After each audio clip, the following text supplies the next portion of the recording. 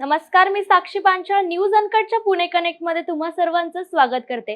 या बातमीपत्रात आपण पाहणार आहोत पुण्यात घडलेल्या दिवसभरातील 10 महत्त्वाच्या घडामोडी। महाविकास आघाडी आणि महायुतीतील जागा वाटपावरून चर्चा चालू असतानाच पक्षांतर्गत संघर्षाच्या बातम्या देखील समोर येतात।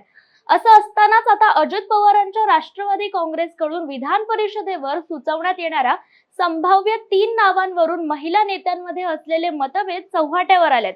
अजित पवारांच्या पक्षाकडून रुपाली चाकणकर यांना राज्यपाल नियुक्त 12 आमदारांच्या यादीत संधी दिली जाण्याची शक्यता आहे। तर यावरून आता पक्षातील त्यांच्या सहकारी रुपाली पाटील ठोंबरे यांनी उघडपणे नाराजी व्यक्त केली आहे। त्यांनी सोशल मीडियावर तशी पोस्टच केली आहे। विधान परिषदेवर अजित पवारांच्या पक्षाकडून माजी खासदार आनंद परांजपे, महिला आयोगाच्या अध्यक्षा रुपाली चाकणकर आणि मुंबई बँकेचे उपाध्यक्ष सिद्धार्थ कांबळेंच्या नावाची शिफारस केली जाणार असल्याची बातमी रुपाली ठोंबरे पाटील यांनी शेअर केली आहे। ही बातमी शेअर करताना त्यांनी आपली नाराजी व्यक्त केली आहे। राष्ट्रवादी काँग्रेस शहराध्यक्ष शरद पवार गटातील प्रशांत जगताप यांनी आक्रमक भूमिका घेतली आहे। हडपसर मतदारसंघ हा काँग्रेसला मिळावा असे काँग्रेसचे कार्यकर्ते मागणी करत आहेत, परंतु याला प्रशांत जगताप यांनी सडेतोड उत्तर दिलंय।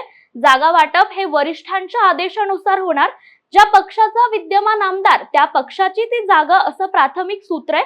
त्यामुळे काँग्रेसने हडपसरवर दावा करणे चुकीचं आहे असं प्रशांत जगताप यांनी सांगितलंय। नुकत्याच झालेल्या लोकसभा निवडणुकीमध्ये महाविकास आघाडीला निर्विशेष यश मिळालं। तब्बल 30 जागा आम्ही जिंकल्या। या जागा जिंकण्यामध्ये आदरणीय पवार साहेबांचा सिंहाचा वाटा आहे। वयाच्या 84 वयामध्ये सुद्धा पवार साहेबांनी महाविकास आघाडीसाठी अथक प्रयत्न केले। महाविकास आघाडी तुटणार नाही याची काळजी घेतली। वेळप्रसंगी नमती भूमिका घेत या ठिकाणी मोठेपणा दाखवत 10 जागा नाही का लढवल्या आणि तब्बल 8 जागा जिंकल्या।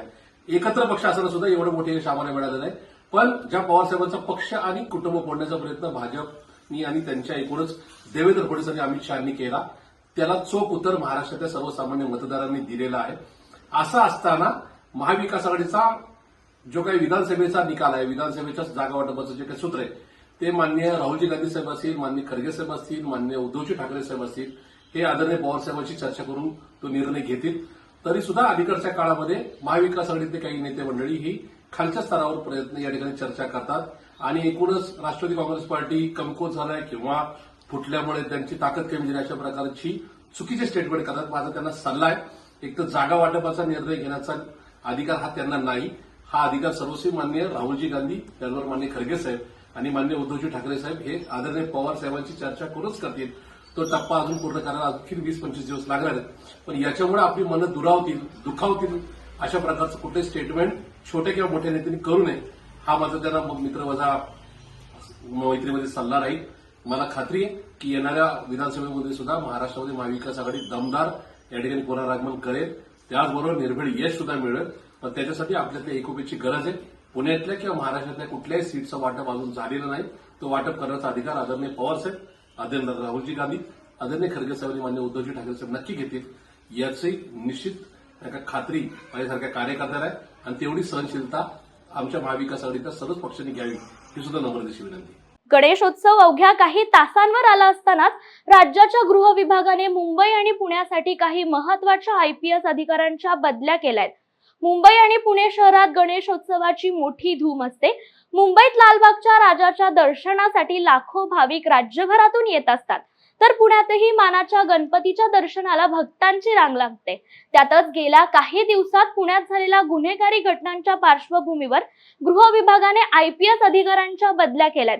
त्यात सिंघम महिला अधिकारी म्हणून ओळख असलेल्या तेजस्वी सातपुते यांना पुण्यात महत्त्वाची जबाबदारी देण्यात आली आहे। सध्या त्यांच्याकडे बृहन्मुंबईचे पोलीस उपायुक्त पदाचा पदभार होता। राज्याच्या गृह विभागाने 6 आयपीएस अधिकाऱ्यांच्या बदल्या केल्यात, तर तेजस्वी सातपुते यांची पुणे शहर पोलीस उपायुक्तपदी बदली करण्यात आली आहे। पूर्व सीमा प्रतिष्ठानच्या वतीने संघाचे स्वयंसेवक आणि प्रचारक कैलासवासी शंकर दिनकर तथा भैयाजी काणे जन्मशताब्दी वर्षानिमित्त आयोजित कार्यक्रमात डॉक्टर मोहन भागवत बोलत होते की मी देव झालो असे स्वतः म्हणू नये, तुमच्यातील देवत्व लोकांना ठरवू द्या। देवाने मला काही विशिष्ट उद्दिष्टासाठी पाठवलंय आणि ते पूर्ण होईपर्यंत मी काम करत राहीन, असे विधान लोकसभा निवडणुकीपूर्वी पंतप्रधान नरेंद्र मोदी यांनी एका मुलाखतीत केलं होतं। त्या पार्श्वभूमीवर मी देव आहे अशी भावनाही काही जणांना जाणवत होती. मात्र तुमच्यातील देवत्व लोकांनी ठरवावे. माझ्याबाबत कोणी असे शब्द उच्चारले तर ते मी कानापर्यंत येऊ देतो, पण ते मनापर्यंत पोहोचू देत नाही, असे भागवत यांनी म्हटल्यावर याबाबत तर्कवितर्क लढवायला सुरुवात झाली. गणेशोत्सवाच्या काळात प्रवाशांची सोय व्हावी यासाठी पीएमपीएलच्या प्रशासनाने शेड्यूलच्या गाड्यासह सुमारे 800 जादा बस सोडण्याचा निर्णय घेतलाय.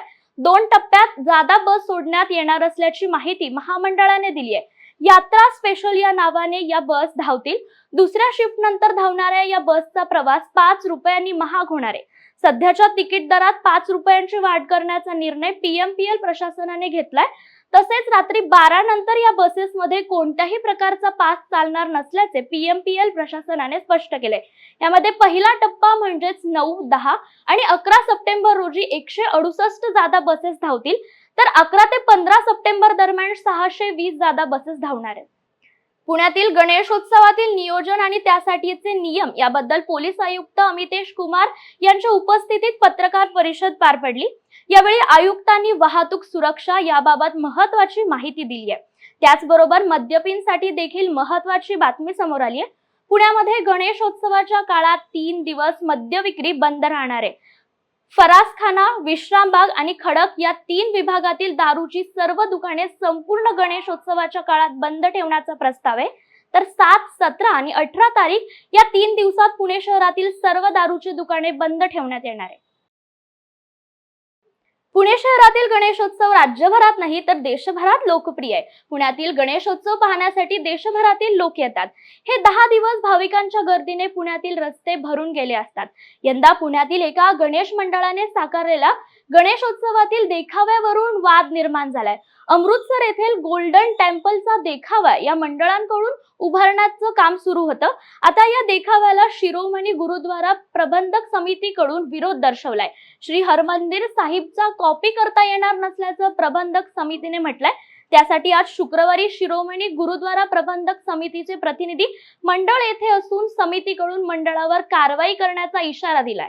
ज्या गुन्हेगारांनी आपले घर बेकायदेशीर पद्धतीने उभारली असतील तर त्यांच्यावर आता बुलडोजर चालवला जाणार आहे. पुणे पोलिसांनी याबाबत माहिती संकलित करण्यास सुरुवात केली आहे. नियमांच्या चौकटीत राहून हे काम करण्यात येणार आहे. तुम्ही बदमाश असाल तर पोलीस देखील शरीफ राहणार नाहीत, हे आम्ही दाखवून देऊ, असा इशारा पोलीस आयुक्त अमितेश कुमार यांनी गुन्हेगारांना दिलाय. राज्यातील विद्यापीठे आणि महाविद्यालयात शिक्षण घेणाऱ्या मुलींना कराटे प्रशिक्षण दिले जाणार आहे. त्यामुळे मुले शैक्षणिक अभ्यासासोबतच शरीराच्या दृष्टीने देखील सक्षम होण्यासाठी स्वयंरक्षाचे धडे गिरवणार आहेत. उच्च शिक्षण संचालकांनी मुलींसाठी किमान 3 महिने कालावधीचा कराटे प्रशिक्षणाचा कार्यक्रम राबवावा अशी सूचना शिक्षण संस्थांनी करावी, असे आदेश राज्यातील विभागीय उच्च शिक्षण सहसंचालक आणि अकृषी विद्यापीठांच्या कुलसचिवांनी दिली आहे.